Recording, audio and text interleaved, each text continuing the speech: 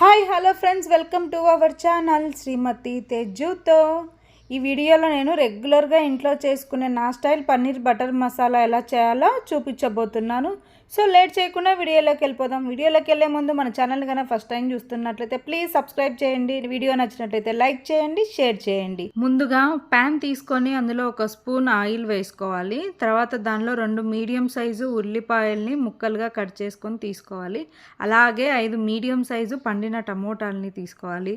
దానిలోనే ఒక స్టార్ పువ్వు, 4 నుంచి 5 లవంగాలు, 2 ఇలాచి, 1 ఇంచు దాల్చిన చెక్క, కొద్దిగా పసుపు వేసి మొత్తం అన్నీ ఒకసారి కలిపి మూత పెట్టేసి మీడియం ఫ్లేమ్లో పెట్టి 2 నిమిషాల పాటు మగ్గనివ్వాలి.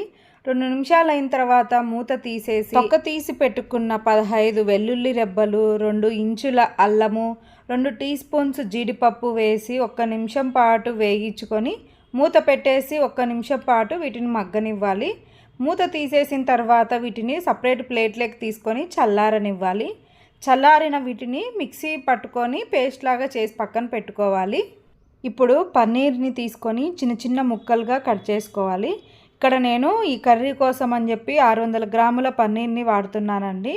ఇప్పుడు ప్యాన్లో కొద్దిగా బటర్ తీసుకొని అందులో మనం కట్ చేసి పెట్టుకున్న పన్నీర్ ముక్కలన్నిటినీ వేసి 1 నిమిషం పాటు మీడియం ఫ్లేమ్లో పెట్టి వీటిని వేయించుకోవాలి అండి.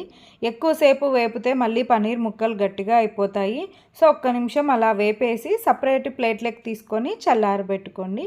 ఇప్పుడు తిరిగి అదే ప్యాన్లో మరి కొద్దిగా బటర్ వేసుకొని అందులోనే 2 టీ స్పూన్స్ కారము, 1 స్పూన్ ధనియాల పొడి, 1 స్పూన్ జీలకర్ర పొడి వేసి వీటిని ఒక్కసారి బాగా కలుపుకోవాలి. ఇప్పుడు ఇందులో మనం ముందుగా మిక్సీ పట్టుకున్న ఆనియన్ టమోటా పేస్ట్ను కూడా వేసి 1 నిమిషం పాటు అలా వేపుకోవాలి. ఇప్పుడు ఇందులోనే రుచికి సరిపడా ఉప్పు, 4 పచ్చిమిర్చి ముక్కలు, 1/2 టీ స్పూన్ గరం మసాలా వేసి 2 నిమిషాల పాటు వేగించుకొని మనం చేసుకునే కర్రీ క్వాంటిటీ తగ్గట్టు వాటర్ తీసుకున్న తర్వాత ఇందులోనే కొద్దిగా కసూరి మేతి కూడా యాడ్ చేసుకొని మరొక నిమిషం పాటు వీటిని బాయిల్ చేసుకోవాలి. తర్వాత దీనిలో పన్నీర్ ముక్కలు యాడ్ చేసుకోవాలి.